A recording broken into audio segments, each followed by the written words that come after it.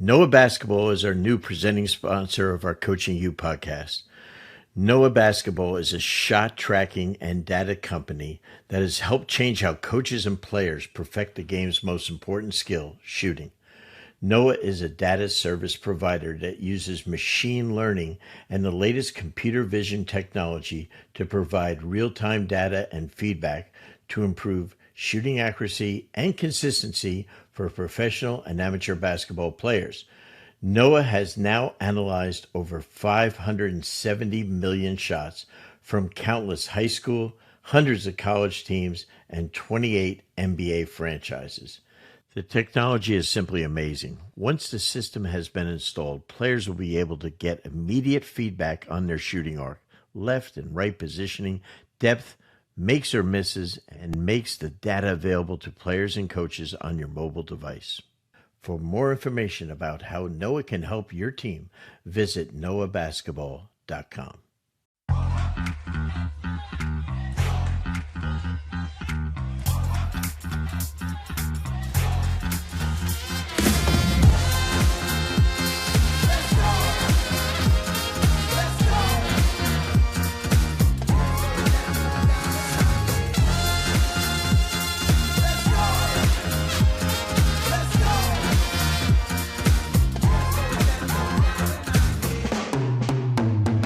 Hey, welcome to another Coaching You podcast with the coach, Brendan Suhr, presented by Noah Basketball.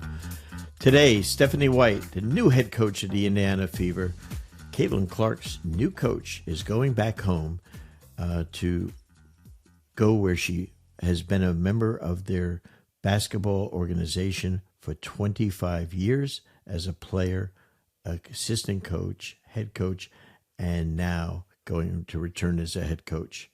She bleeds Fever inside out, a great high school player in the state of Indiana, and then was a star player at Purdue.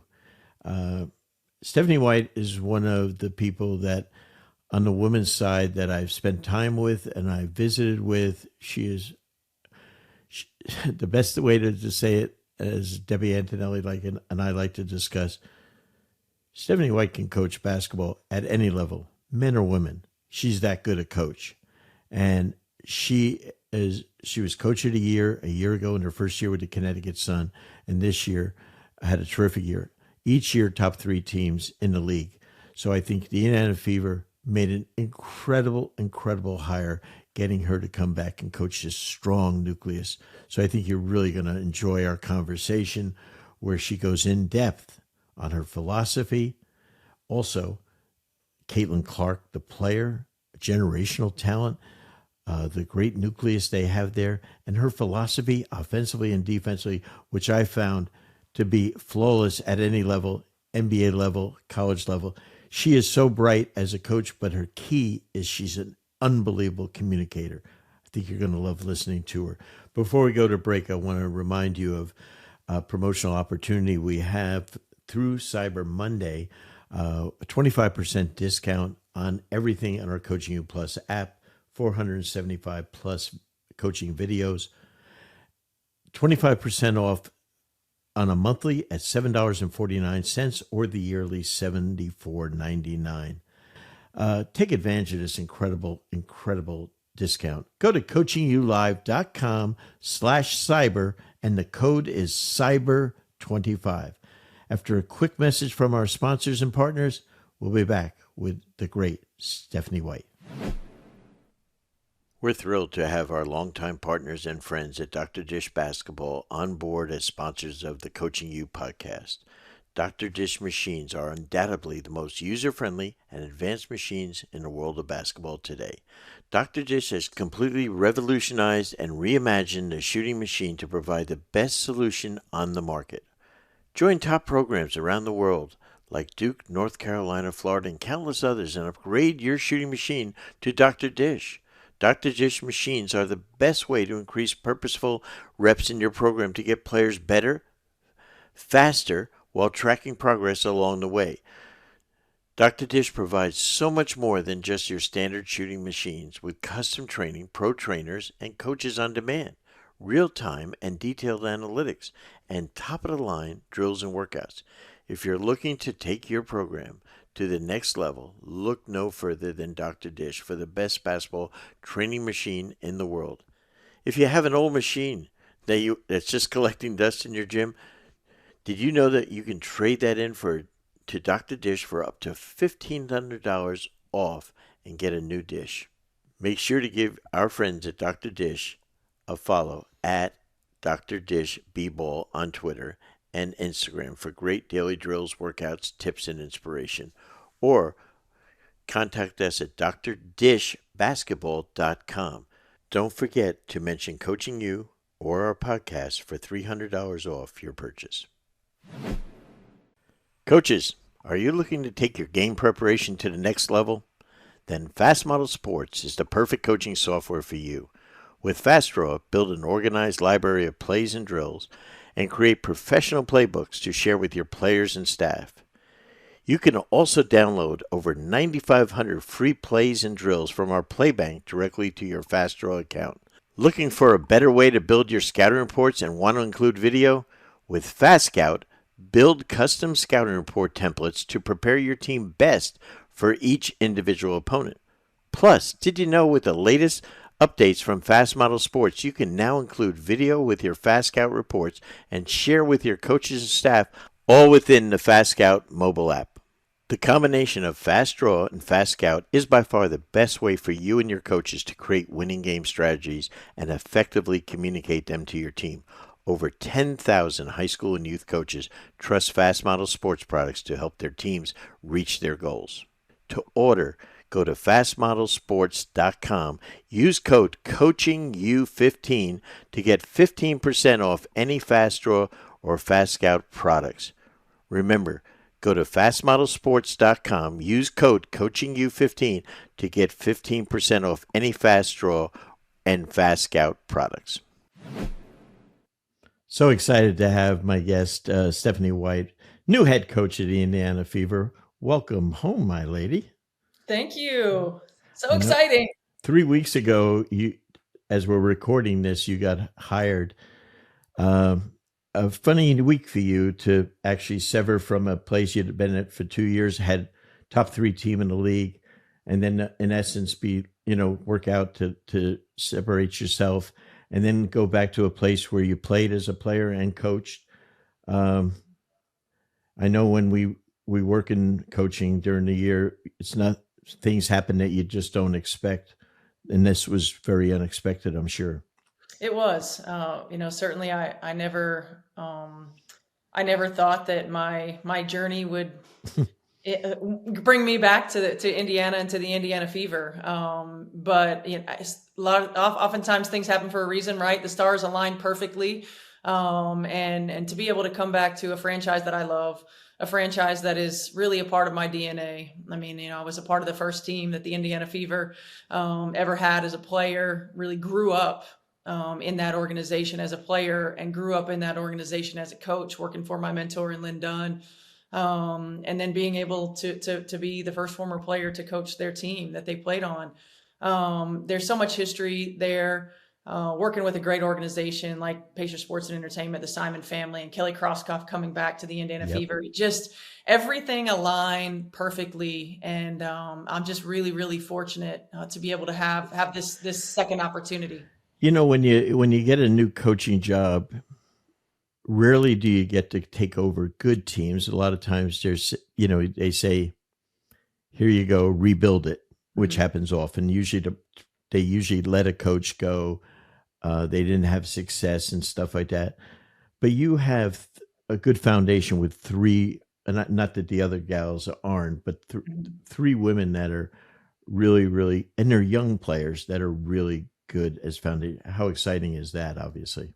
It's really exciting. I mean, certainly, you think about Kelsey Mitchell, and she's been through the lulls in the Indiana Fever franchise, and now to be on the other side of that, as a cornerstone. And every team has a big 3, right? And you think about having a great wing like her, and a great point guard, and a generational player in Caitlin Clark, and a great post player in Aliyah Boston. And we all know there's no substitute for experience, and these players got great experience in the playoffs this year.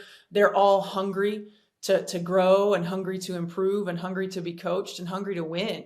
And when you have three foundational players and your big three that have that mindset, have that mentality, I mean, great things can happen. And, it's our job then as coaches to continue to put them in positions to succeed. And our job as a franchise to put the pieces around them that will fill some of the gaps and fill some of the holes. And ultimately our goal is to win championships and to hang banners. Rick Carlisle, his first coaching job, he worked with Chuck Daly and I with the New Jersey Nets. And literally the day Chuck took the job, we went to New Jersey from Detroit, and we were in the office, and I had known Rick from him playing with the Celtics and stuff. And I said, he was like 27 years old. I said, Rick, what are you going to do? You're just trying to get started, and now you're out of coaching after half a season. And he says, a typical Rick Carlisle shrug, he just shrugs. I said, do you want to stay? And I said, yeah. So I went and said to Chuck, I said, let's keep Rick. He goes, okay. And that's how it literally started. Wow. Yeah. And, you talk about things, but as a player, as a player, I think the last thing you ever think about is coaching. And I remember when I drafted and coached Doc Rivers for 8 years, I once told him after he retired, I think you'd be a hell of a coach.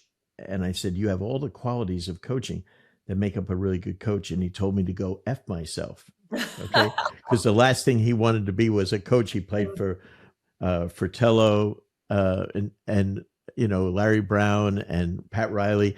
And he said, I don't want to do that. And now he's in his 25th straight year of coaching. And I laugh at him all the time about that. But why do you coach? Well, first of all, I love the game. I never thought I would coach either. I wasn't sure what I would do when I was finished playing, but I remember I was still playing for the Indiana Fever when I was approached by a woman named Tracy Roller, who was the coach at Ball State University at the time, and asked me if I'd had any interest in coaching. And I said, well, I'm still playing. I'm not really ready to give up playing. And she was like, that's okay. You can do both. Obviously Ball State is just up the road from Indianapolis, and it's a winter season in college. And then I come down and play in the summertime. And I thought, you know what? Yeah, I'll give that a try. And the first moment that I stepped on the floor at the very first practice, I knew it was what I was meant to do. I've always been a student of the game. I love competition. I love strategy. I love scouting reports. I was that player that was always taking notes on the scouting reports. My mind has always been one of my greater strengths. I was never very athletic. I wasn't naturally gifted, but I worked really hard. I love the game, and I would think outside the box as a player, and all of those things drew me to coaching, and I have continued to be just hungry to learn and grow. And part of the reason that I love doing my other job in television is because I'm in the gym, because I see new things and I see different ways of doing things, and continue to find ways for myself to get better, and hopefully in turn then helping our players get better and helping our game grow. Every time you go to do your TV work, and I've heard this from many coaches, NBA coaches, when they get fired and they move to that side, and whether it be UB Brown, who was my high school coach, or Chuck Daly, or when they became analysts, all of a sudden he said, it's like going to a clinic, and Jeff Van Gundy was famous. You go to it and you watch Jay Billis is another one that they just love to go there and learn. And you get new ideas, and you have that growth mindset. And I think it really helps, but what do you think your strengths are as a coach? I think this is so important. I think for coaches, a lot of them say, well, coach, I'm really good at this and that, but what do you feel are your best strengths? I think first and foremost, communication. I think I'm a really transparent, straight shooter. As a player, that's all I ever wanted, was really just to know where I stand, to know what I need to work on, to know, what the coach was thinking. Having relationships, with my players is really important. And I really take pride in that. I still communicate with almost every player that I coached at the pro level. I still have relationships with them, whether they're playing or not. So I think that certainly helps. But as far as a coach, X's and O's, I think are my strength. Really trying to think outside the box, not be tunnel vision in how we do things, putting players in positions to be successful, using what we have to our advantage instead of what we don't. And really trying to reverse engineer in some ways the way that I think about the game, and the positions that we can put our teammates and our players in to be successful. I'm not one of those coaches that is going to be set in her ways. Not one of those coaches that that isn't, I'm willing to try new things. And I think one of the things that I've learned throughout my time, in the W, from being assistant coach to being a head coach, and I learned this from Lynn Dunn, I also think one of my strengths is that I surround myself with people whose strengths are my weaknesses. I want to continue to learn from them. I want them to find their voice. I want them to go on and become great head coaches if that's what they want to do. But I want to be surrounded by people who are smarter than me, and people who can help me and help our players and help our franchise be better. I think that's incredible. Chuck Daly once said to me, "I'm not going to hire you unless you're smarter than me." And I said, "Shit, I have no chance of getting this job." But I think that's the way to think. And I think the great ones like Saban and them, I think that's how they think about things. They want to, and you look at some of the people that come out of programs that are incredibly successful, where the assistants become terrific head coaches. They did hire people, surround themselves with greatness. And I think that's so important. What did you learn coaching the Suns? You now come back to the W now as a coach after being in college and stuff. And now you have two really, really good players. And probably from your time at Vandy, when not the talent that you had there, what was the way you had to adapt? Yeah, I think first and foremost, just getting reacquainted with the W in general was a transition. I mean, the pro level is so much faster. Everybody's better. You have to make quicker adjustments. Things are coming at you very, very quickly. In college, it's almost like you have to slow down. Everything has to be taught very linearly, right? It's like you're teaching one thing, and then you're teaching another thing, and then you're teaching another thing, and in the W, it's all coming together. So, I think it was an adjustment period for me at first. I coaching those great players in Connecticut and a veteran team, a team that had success, that outside of just having a new voice and new energy, didn't really need a whole lot else. Was following, in a sense, following their lead. What are some of the things that you've been successful in? What are some of the things that you like? How can I help you be better? What are some of the things that you expect of a new coach, and coming in, not bringing in, my system and my style, and this is the way that we're going to do it, but really adapting and blending some of what we wanted to do or thought we could do with what they had already done that's been very successful. And then, for me, finding new ways to utilize Alyssa Thomas, who is one of the most unique players in the WNBA. Yep. So trying to, run some more inverted actions for her, trying to come up with creative ways to get her involved, and really picking her brain and much more about managing veterans than I probably ever had.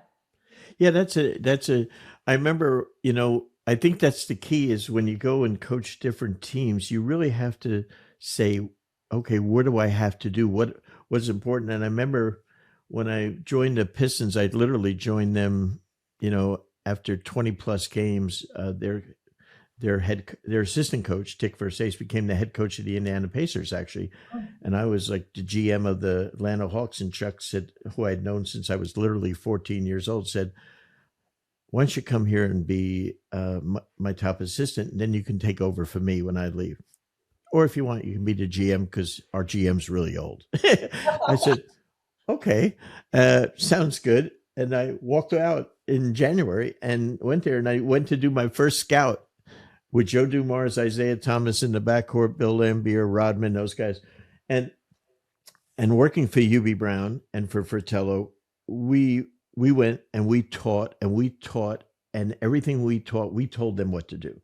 And the first scout, we're playing the Knicks, and I said, "Okay, here's a side pick and roll. Here's how we're going to defend it." And Chuck says, "Stop. Isaiah, how do you and Lambier want to guard this?" And I'm like, what the hell are you asking them for? You know what I mean? Like, no one in 10 years of coaching the league, no one ever, UB never let anyone. And it was the most brilliant thing I'd ever heard, because they knew what to do. And more importantly, if it didn't work, they were going to own it and they Mm. were going to make sure it worked. And it was the greatest lesson of all time, is to let them have a voice. And I think so many coaches don't do that, Mhm. and when you have players like the ones you had in Connecticut, I think, when they know, and if you don't do what they want to do, they'll also say, she's doing it wrong. Yeah, Yes, that's the truth. oh yeah. And so I think it's fascinating. Now, when you get a generational player, and I know she's played 1 year and she's 22 years old, and Caitlin, but she's, I've coached Michael Jordan, I coached Isaiah, I coached Dominique Wilkins. I mean, and then with the Dream Team, we had all of them. Right. She's of that caliber in the women's game, which is of the highest quality. I love the women's game. What's your approach when you're coaching greatness like that? Yeah, I think first and foremost, just talking basketball, right? Just having general basketball conversations Mm-hmm. About what she's watching, what she likes, what are some of the things that what are some of her thoughts from, not just what the Indiana Fever have done, but from the game of basketball in general. Mm-hmm. I started watching Caitlin Clark when she was in the 8th grade when I was at Vanderbilt. How about that? And then I called a lot of her games in college when she was at Iowa. And so I've really watched her continue to learn and grow, and I have great relationships with her college coaches, and had multiple conversations with them throughout the course of her career about what the next steps would be, right? And what the next level would be. And she's hungry to grow and hungry to get better. And so number one, again, that two-way communication. It's been a long time since I've played. So players that are on the floor, they know, right? Like they get a sense, they get a feel of what's working, what's not. My first conversation with her about X's and O's the other day, I was just like, okay, well, how do you want to improve? Like, what are some of the things that you want to improve on? And then we'll talk about how we want to do that. And then I talked to her about how I think we can use her to help her be more efficient, help her be more effective, to help our team be better in general. She's a great player. She's a high IQ player. Mm-hmm. She adjusted really quickly to this league. Unbelievably. Unbelievably quick to this league. And now it's about becoming not just a great player, but becoming a great leader for this team, so that we can win not just a championship, but championships. And what does that look like? And for me too, just as someone who's been a part of this league for 25 years, who's been a part of the Indiana Fever franchise, just being there to help her navigate some of the things that she's navigating. I don't think that any one of us can really probably understand, what she goes through on a daily basis. She carries a heavy load, right? With our league, and with her abilities, certainly. But where we are from this tipping point in the WNBA, and from popularity, that, I say she's like Taylor Swift 2.0. Good call. And so just being someone, who's been a player in this league, who's navigated, some of the things, not even close to the scale that she is, but just being a resource, for her as well. And it's going to help too, because we'll have former players on our staff that can communicate with her from a basketball standpoint. We can hit her from a lot of different areas. Good. But I also feel like, we see the game the same way. We both love the game. We're both competitors. And so I think it's going to be a smooth transition. And I'm really looking forward to it. Yeah. I mean, I remember when I went to a press conference when we took the job, we left the Pistons to take the New Jersey Nets job, right? It was really a bad franchise located in the Meadowlands, if you remember back, really bad job. Yeah. But it was a big deal to get Chuck Daly to go there. And we were going to be, that's in a month or two, was going to be the Olympic coach of the Dream Team. And I remember the New York media is there, like 500 of them, for his press conference on May 28th. I'll never forget it. My son's birthday, and my wife is still pissed that I missed his birthday party, And so the New York media says, "What makes you a great coach?" And he says, "I might be a good coach if I have great players." Yes. Yes. And that was so Chuck, like, if I don't have great players, I'm like everyone else, and watch my friend Willie Green, the coach of the Pelicans, who's a terrific young coach. He's got his top 8 players sitting out because of Yes. injuries. Yeah. Sitting out. He's got guys that were not playing anywhere, no jobs, no NBA camps. They went in and started the other day in Cleveland. Came Well, in I the see camp. like 90% of the salary cap is out. Is out. Yeah. Think about that. Wow. And you know, and I've never seen that in 45 years in the league. I just have never seen anything like that. But, you know, and someone said, well, he could be under pressure. No, the team doctor might be, but not Right. him, you know. But it's so amazing. The thing, my observations of Caitlin, and I talked to Debbie Antonelli about this on our pod a couple of weeks ago. I've never seen in the NBA a player that can throw the ball ahead on the break better than her or him, anyone. I had Isaiah. I had Hall of Fame point guard. Never anyone better than her. I also think that, like a lot of my great point guards, Hall of Famers, she could play off the ball so well because she knows how to move without the ball, and it wouldn't tire her out. We used to take Isaiah off the ball sometimes if he was getting trapped on every pick and roll and play him off. And all of a sudden, he was terrific because point guards aren't used to defenders. They aren't used to running off screens on the bench. And I just think she's so, so good. And Mitchell, I had no idea how great a scorer she was. She sure is. As Pat McAfee would say, she's a dog. I mean, she is so freaking tough and good. And I was happy Boston came into her own this year. But I'm excited about your squad. I mean, I really think they're going to be fun to watch.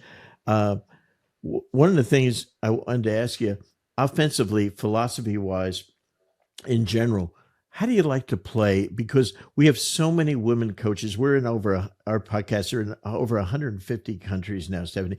And so many of our listeners are women. Okay. And we love the women's game at Coaching You. So, and I can't get enough to teach different women's coaches, whether they're at the high school, college level, what they can do to better themselves, offensive philosophy and ideas that you would like to play with, you know, anything you want to talk about. Yeah, I mean, I think first and foremost, you know, pace. One of the downfalls of having, you know, a veteran team like we had in Connecticut was we weren't very fast. We didn't play very fast. You know, one of the great things about Indiana is they love to play fast, right? So, you know, what you want to play, I want to play with great pace. You know, it's too hard in our league, and defenses are too good to allow them to get set, to allow them to be able to predetermine what you're going to do. So I also want our players to use their instincts and to play free. You know, we want to make plays, not run plays, right? We want to have sets that give us certain spacing that we want, depending upon our rotations, who's on the floor, who we want to attack, what matchups we want to get to. How can we manipulate them? So we'll have certain play calls that just give us space to operate. And then whichever play we make, whichever pass we make determines, you know, one of 3 actions that our players can read from. And so really giving them the freedom to play within a system, to get to the matchups and really challenging them to find the matchups, the reads, the shots that we want. You know, and I think that that's going to be the next step for a young team. And for a young team, sometimes you need it really structured. Sometimes you need to know what's coming. Sometimes you need to know exactly who's going to get the ball and when. Well, good defenses are going to take advantage of that right away, and you're going to be limited. So the goal for us is to put them in positions to make plays and allow them to do what they do best. You know, so that's the simple version of what the philosophy is on the offensive end. Yeah, I watched, as I'm sure you did the other day, the tribute to Gino Auriemma, you know, afterwards, you know, and stuff, who is a dear friend and Coaching You faculty member. And I loved Gino for years. And I thought Sue Bird said it well. Gino doesn't teach us how to pass, dribble, or shoot. He teaches us when to pass, dribble, and shoot. I've never heard that in all my years of coaching. And it was like a light bulb moment for me. You know, every player can pass, dribble, and shoot. That's one of our first things we teach them when they're young. But then to teach them when to do it, that's really coaching, I thought. You know, when I had Larry Bird in an all-star game, and people that know Larry and part of the Pacers thing, my first 8 years in the league, some bitch would never talk to me. Wouldn't even say hello to me, right? So I got him in an all-star game in Miami, you know, Chuck and I, and Chuck's, says before the game, anyone have anything to the players you want to add? And Larry says, yeah. And he says, and I'm like stunned that he's going to actually say something. He says, don't go looking for shots, but when one's there, take it. Mm-hmm. It's one of the damn best things I ever heard in coaching, because so many players go looking for shots. But I thought, that freaking guy from French Lick is brilliant. I mean, is one of the best things I've ever heard. And I think that's, the things that, we have to teach them.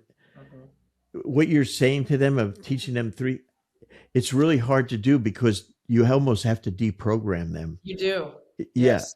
Because that's, they practice offense all year round, but usually by themselves, mm-hmm. Just shooting and stuff. But this is really something. I think it's really cool. What about defensively? I think that's, one of the keys. And I mean, in any team that wins, and everyone, in the W, the good teams all play with high octane offense. I think. Mm-hmm. How do you separate yourselves?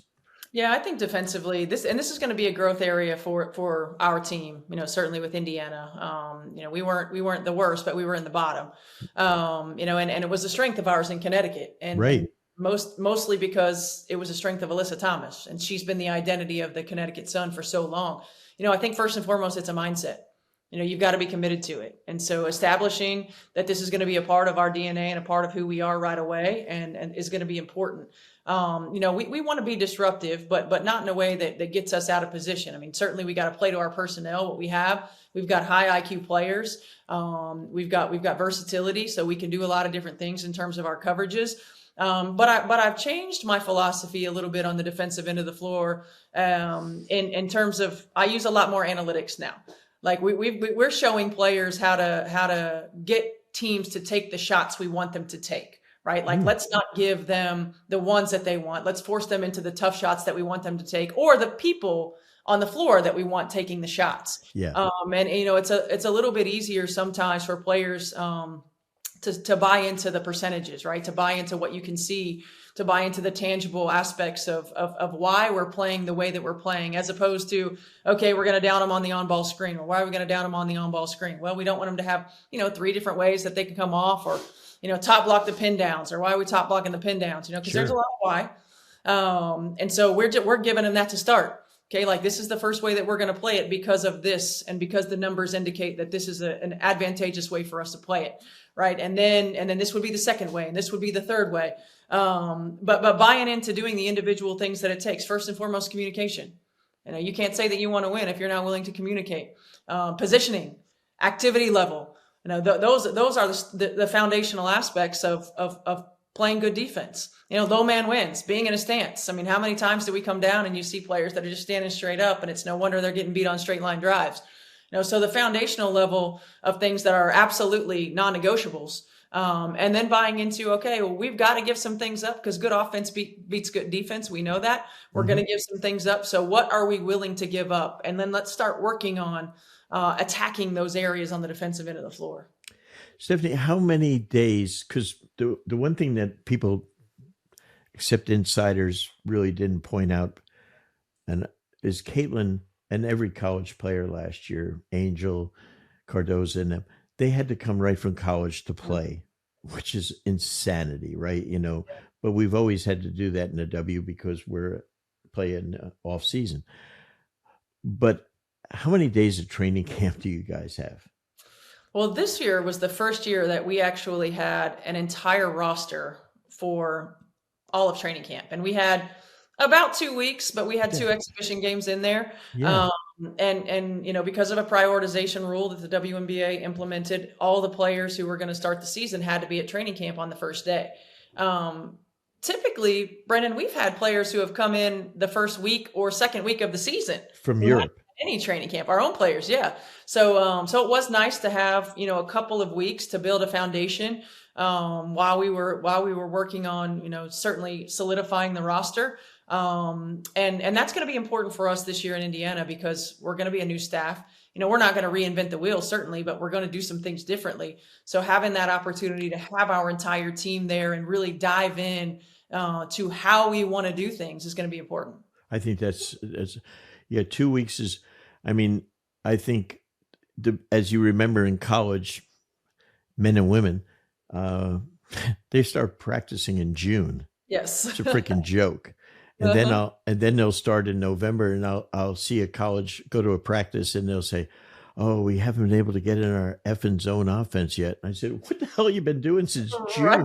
I mean, like, and as you know, with the NBA Summer League, we used to have to get a team ready in 3 days to play out in whatever 3 summer leagues you were in, and the teams play pretty damn well, So I think, but one of the things that I think my philosophy has really changed on the area of rebounding, and especially offensive rebounding, because of spacing. Have you given thought to that now? How many people you send to the glass on offensive rebounding now? Yeah, we've given thought to that, and we actually attempt to try to manipulate defenses and get them in rotation specifically to give us a chance for offensive rebounding. Right. I think that there are some players who just have a knack. Yep. And they've got the instinct, and you certainly don't want to inhibit, their ability to go get second and third possessions for you. And then you've got some who like to play in that gray area where they're not really going to get the rebound right, but they're not getting back in defense. And to me, those are the ones that you clarify, like you're not helping us right here, right? Right. So how can you help us? And really starting to look at player tendencies and instincts when it comes to that in transition defense, because transition defense is so important, and good offensive execution is critical with your transition defense. So again, if you're gonna go to the offensive glass just for the sake of going to the offensive glass, then it's pointless, right? Yeah. So we've done a little bit more, just trying to force rotations to give us better opportunities. But I don't know with this team. I think there's such good shot making. There's such good shot making that strategy might change a little bit. Yeah, Joe Mazzulla, who I give all the credit in the world to for what he's doing in Boston, but his 2 best offensive rebounders are the 2 guards. Yeah. Those guys are just incredible. The way both White, and Jrue Holiday, the way they go to the glass, because a lot of times Jrue Holiday's playing in the dunker position. The dunker, yeah. I love that. I love that. And it's so unusual, and because of the spacing, and their bigs even are shooting threes, like Horford shooting a 3, no reason to go to the glass from the 3-point line. And I just think it's really a change now. And so I had one NBA coach telling me that in their first week of training camp, and I recommended to several college teams I was consulting with, he sends all 5 to the glass in training camp, because no one blocks out in college or pro. And he says, I want them to get in the habit of going and showing how the other people, they'll never block them out, especially from the weak side. Right. And I said, because Popovich only 2 years ago sent all 5 players back. Imagine that. And I mean, and nowadays, now I think it's open to get rebounding from certain, and I love the idea of getting people to get in rotation. There is no blocking out if you got people in rotation at all. And you can throw up any kind of shot and you'll get a chance for an offensive rebound. And so, and extra shots are it's like in Detroit 100 years ago, we made a living on Dennis Rodman getting so many offensive rebounds. It didn't almost matter what we shot from the floor. But I think, but I love what you said about your offense really helps with defensive transition. Everyone's worried about doing, excuse my language, these BS transition defensive drills that are so ungame-like, as opposed to the reasons that transition defenses, not having live ball turnovers, getting to the offensive rebounds. There's, you don't have to get back, getting to the free throw line, and coming down and taking bad shots. Yes. Right. It all has to do really with your offense, as a big thing. I think everyone's talking about just getting back after a missed shot. It's so many other things that lead to that. Mm-hmm. And I think if we teach the guys that part of the offensive part, I think it makes sense on it, stuff like that. Well, what does our next few months entail for you now? Because obviously you have broadcasting, which allows you when you do the women's games to scout, right? Yes. And then is other times going in scouting. You can't work with your players technically. We can. You Yeah, can. we actually can. So our players that are in market, we'll work with. They'll still be training. We'll probably go see some other players and maybe get a couple of workouts in with them. Right now I'm finishing up putting my staff together, and once we get that finished, and then we'll begin really just anything that we can do from a remote standpoint too, which we'll watch video over the internet. We'll start, giving them players to watch on NBA teams or college teams. That's a good idea. Different ways that we'll utilize them in their position. Free agency starts in January, so we'll start having those conversations as well. So, it's starting to really lay the foundation. Having regular conversations with our players, lay the foundation of what we're going to be about, how we're going to play, what our expectations are as a staff, how we want to utilize them, getting feedback from them, and just really laying a strong foundation so that by the time we get everybody back in market, we're really ready to go. And when is roughly the first day of training camp? When the start of the season now with no Olympics and stuff this year? Yeah, it's right around that third week of April. The third week of April is training camp. So we'll have the draft right the week after the Final Four. And then we'll start training camp a week to a week and a half after that. And then we'll be full go. And what pick did we get in the lottery this week? I think we're eighth. Eighth. I thought eighth, right? Yeah. 8th out of 13. Mm-hmm. Yes. Right. Yeah. Well, and we're going to be expanding. Yes. I think you could expand to 20 plus teams. I really do. I mean, I think there's such a market for it right now, and the economy's good. I wish they would expand sooner. And I think it would be great for the women's game because I just think there's so many damn good college players out there. I hate seeing second round players get cut. Mm-hmm. It's so sad, to do. It's tough to do. I mean, because they're really good players, and there's no quote unquote G League for women yet, right?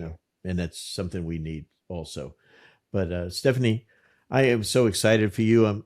You're going to be terrific there. I can't wait to see you guys play, and really appreciate you coming on and sharing everything with our listeners, because I know we have so many people that love the women's game. So thanks so much. Thank you. Thanks for having me.